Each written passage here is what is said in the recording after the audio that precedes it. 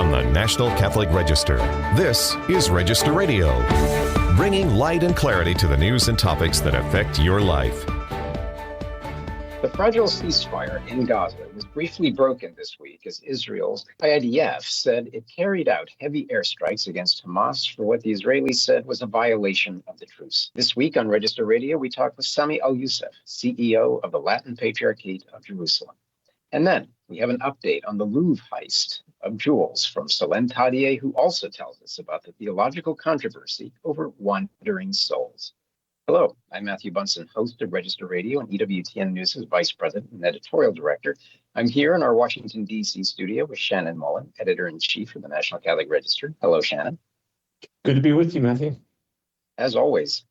Well, at least 100 people were killed by Israeli airstrikes, the deadliest since the ceasefire between Israel and Hamas began on October 10th. The strike marked the most serious challenge to the fragile truce, but the Israelis put the blame on Hamas and what it says are Hamas's violations of the ceasefire deal. The question remains, what are the prospects for lasting peace, and what is the Church doing in the Holy Land to assist so many caught in the crossfire? Joining us now is Sami El-Yousef, CEO of the Latin Patriarchate of Jerusalem, who also wrote an important commentary for the Register, Will There Be a New Day After in Gaza? Stressing that the Latin Patriarchate is committed to a lasting peace and to caring for all citizens in the war-torn region. Sami, it's good to have you on Register Radio. Thank you, Matthew. Well, as your piece, your commentary asks, will there be a new day after in Gaza? And I guess that's where we can start. Where are we in terms of, from your viewpoint, and the prospects for peace in the Holy Land? And will this ceasefire hold again? It is truly our hope that the ceasefire will hold. There's a lot at stake in many ways. However, it is a very shaky, I think, ceasefire in a sense, and we hope that both sides would really stick to the ceasefire because the road ahead is quite difficult and long. So if it does not hold now for, simple violations, will it hold in the future for, the bigger issues that are coming in phase 2, phase 3, and so on? Right.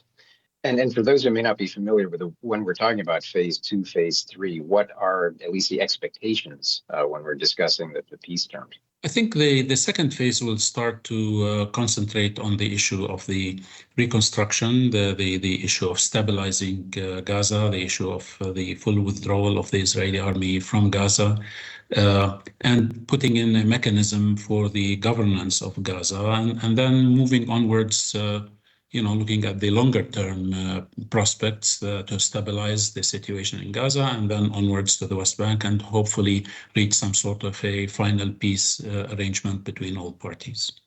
Yeah. Sami, your piece for the Register was published a week ago, shortly after the ceasefire really took effect. And you focused in that piece on the Christians and others who have been sheltering at Holy Family Church, the complex in Gaza. And you described them being traumatized again when they got out and were able to move freely around into their neighborhoods. How were they traumatized again at that point? I think during the war, of course, there was the destruction all around, but they could not in many ways venture out. They were sheltering in a relatively protected space, being the church, and it was very dangerous to get out of the church compound. And it wasn't until after the ceasefire that they were able to get out and go and try to find their homes. In some instances, they found their homes. In many instances, they could not even recognize the neighborhood where their homes were located, not even the streets, not even landmarks that were familiar to them before the war that were standing. So it was, a finality in a sense. It was final. This is, throughout the war, as they were sheltering, they were hearing, of course, all the explosions, all the news of the main destruction. But you still will always have that hope that maybe my home was spared, my neighborhood was spared, and what have you. So, the finality of finding for most of them, I think the last count that we received from Gaza is like there is potentially about 25 families that found some standing structure out of the 145 families, Christian families that call Gaza home, in a sense. And even those, had sustained, moderate to major damage. So that's the trauma, in a sense. All of a sudden you see that there is nothing left. It's not only that, so the hope is gone of your belongings, at least, being there for you. Yeah, Sami, the scale of destruction, I'm sure, is simply inconceivable, is unimaginable for those who have lived this. From the standpoint of the Latin Patriarchate of Jerusalem, which has as its task the pastoral, spiritual, and material care of so many, what have the last 2 years been like for the Patriarchate trying to deal with disaster on this scale? Incredibly difficult, I must admit, because it is the most difficult, the longest, in a sense, two continuous years. And it wasn't only the war in Gaza; it's also the issues that surfaced on the West Bank as well. So again, the West Bank is dealing with an extremely difficult set of conditions of settler violence. Lack of free transportation around, continued settlement activity, confiscation of land, and the construction of barriers all around the West Bank, in a sense, deeming most of these towns and villages, in a sense, enclosed on themselves. So, I went to Zababde, for example, on Sunday, and again, seeing it firsthand, the major expansion in settlement and the number of checkpoints and roadblocks you have to cross. Sometimes you have to wait for 2 hours to cross, and so on and so forth. Let alone the economic ramifications of, the high unemployment as a result of the war.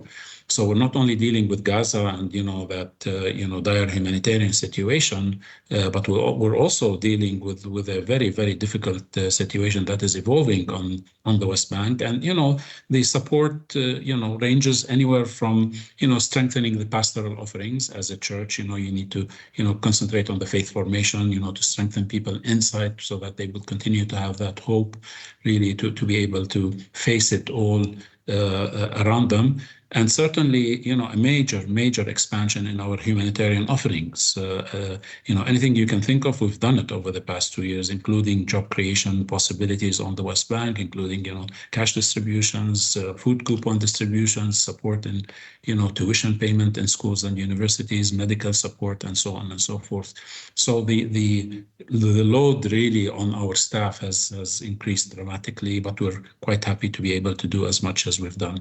Sami, on that, in that regard, are you concerned that the international community will look at this ceasefire and basically think that the crisis is over for the people in Gaza?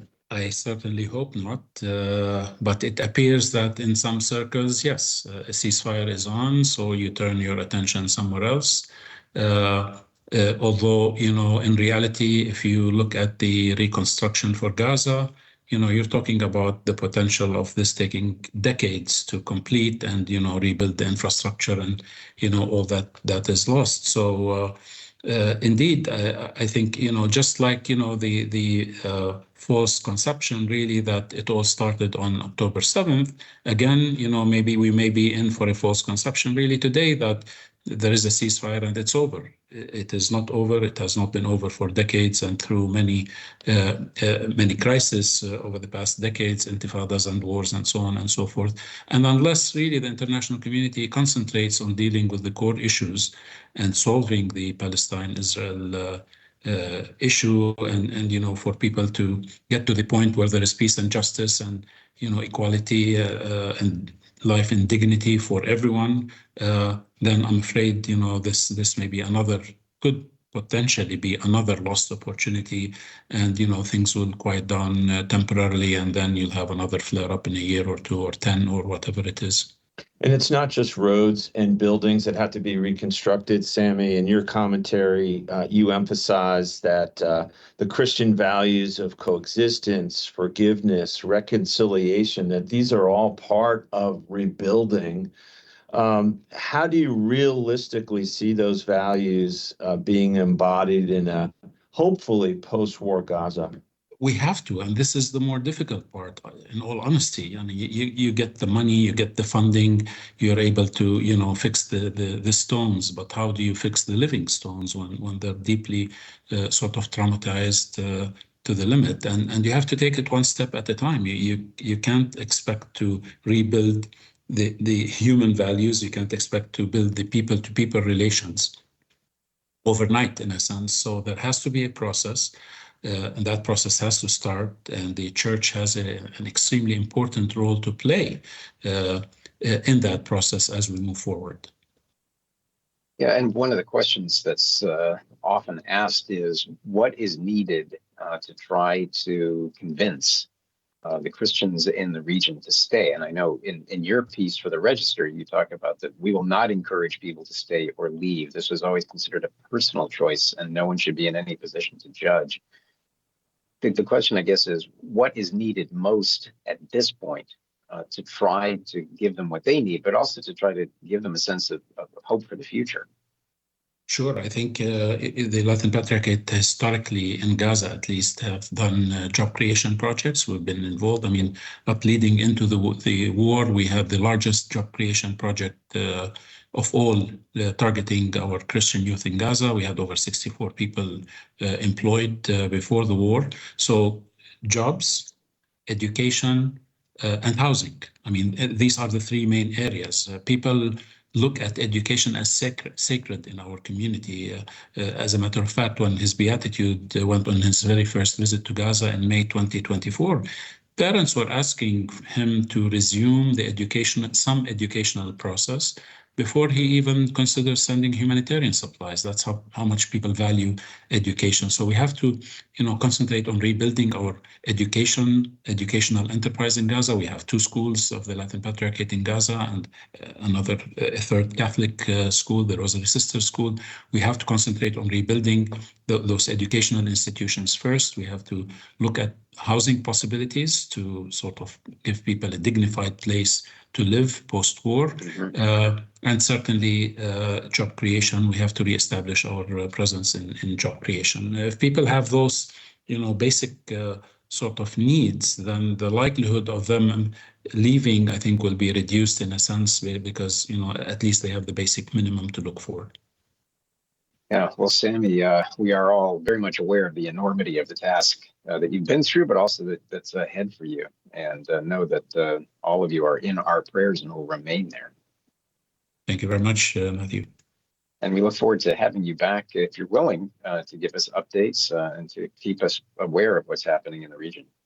Certainly, I'll be pleased to do that. All right. Well, Sami El-Yousef, CEO of the Latin Patriarchate of Jerusalem, thank you again for your time. You're most welcome. Well, you're listening to Register Radio here on EWTN Radio. Next, we talk to Solène Tadié for an update on the Louvre jewelry heist and the controversy over wandering souls. Stay tuned to Register Radio here on EWTN Radio.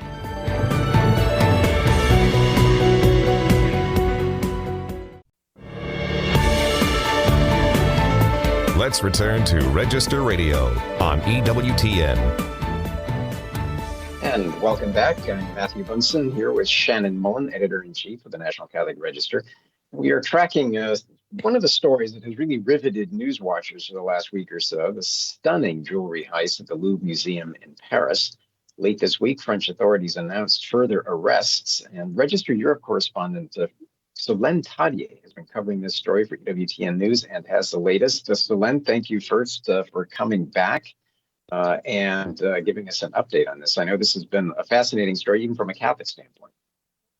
Yes, absolutely. You're right. On different level, actually, for France, it's a disaster because from a heritage point of view, and like I said, it happens in the worst possible time for France because we already have all this government instability, all these crises happening, and right at that time, one day before our former president was jailed, we had like this terrible symbol happening at the Louvre Museum. I mean, that's supposed to be the most protected museum in the world. And on Sunday morning, you had these helmeted men, wearing these yellow jackets, and they literally went there at 9:30, like life is good, and like visitors were entering the museum, and they used a furniture lift that they stole a few days before. And that was already reported, and so they stole these furniture lifts outside just outside Paris, and they reached the first floor window and broke in and stole 8 pieces of jewelry, including that famous reliquary brooch of Empress Eugenie that was the wife of Napoleon III. So it's a piece of immense artistic and spiritual significance.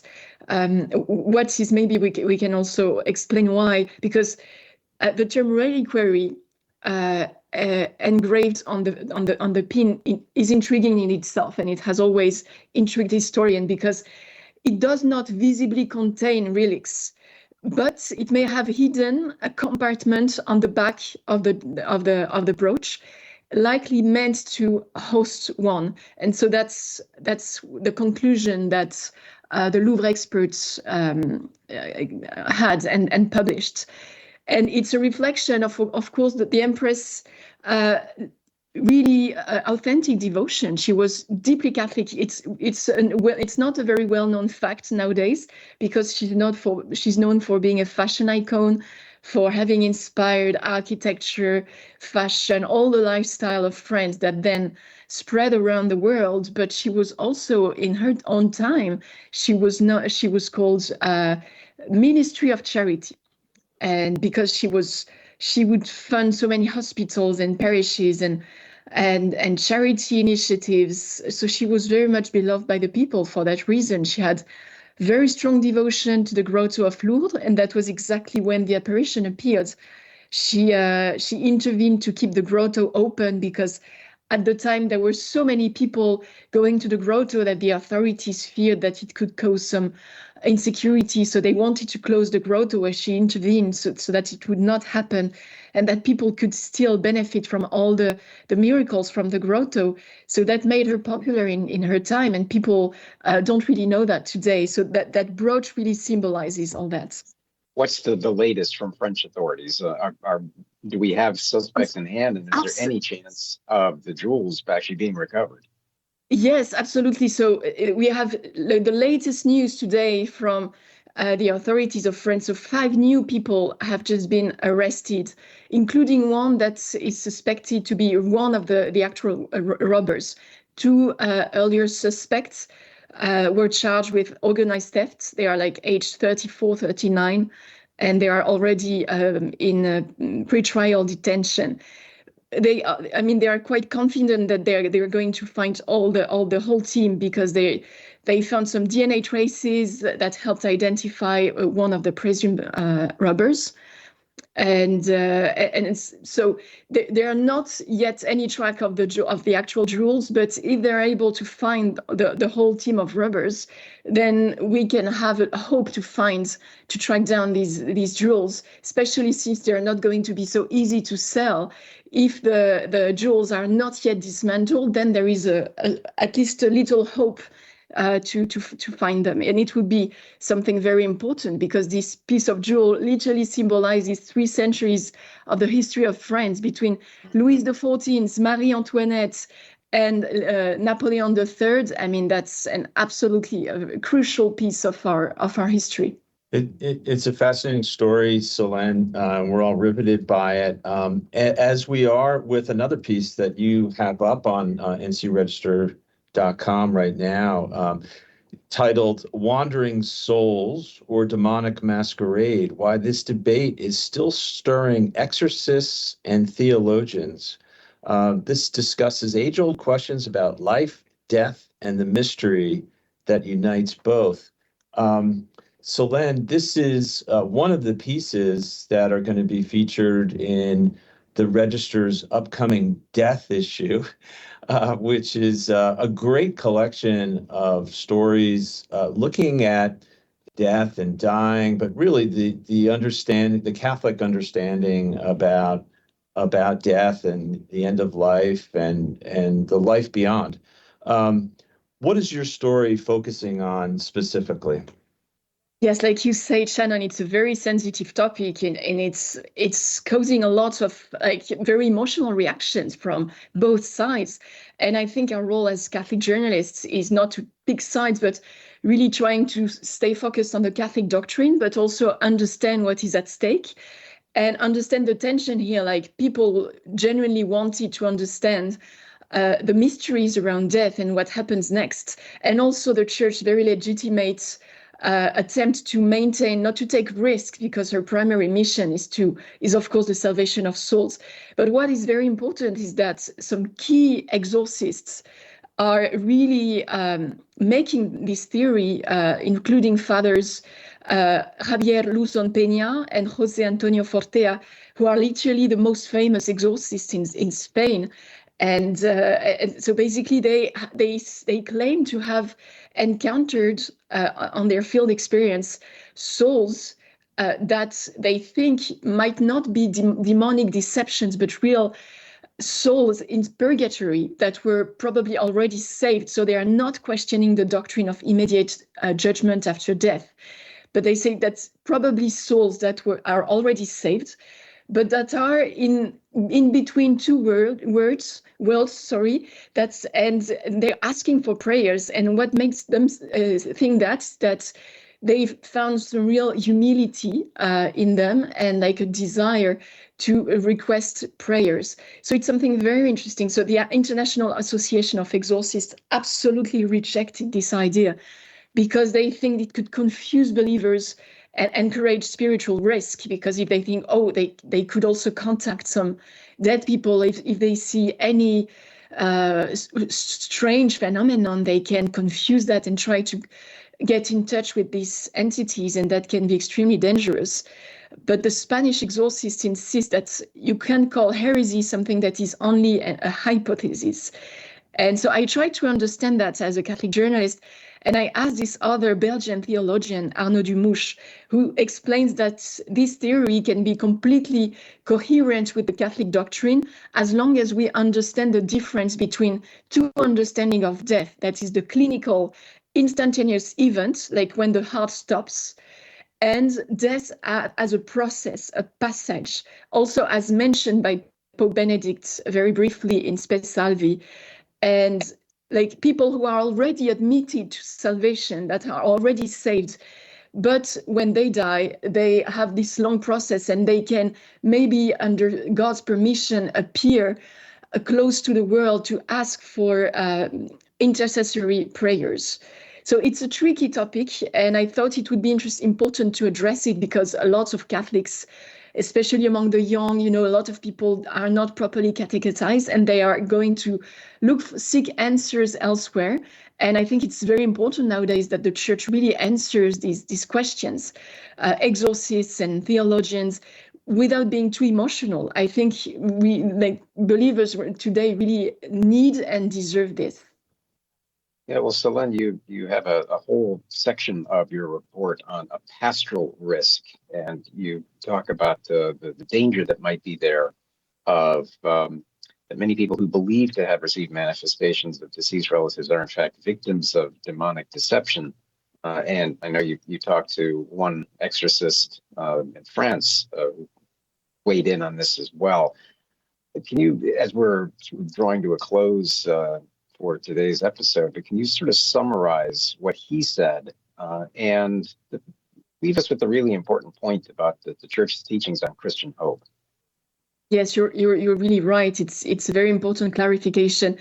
I was happy to interview Father Cario from France, from the Basilica that hosts actually the Holy Tunic.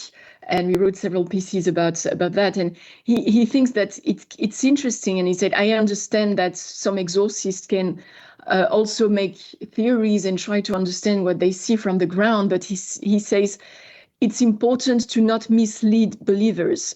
And he thinks that somehow although it does not contradict the Catholic doctrine, it can maybe induce confusion among the faithful. Like maybe they might have a second chance at the moment when they die, like maybe not really choosing God for their whole life and saying, oh, anyway, when my heart stops, I can also still decide that I want to choose God, but I didn't do so my whole life.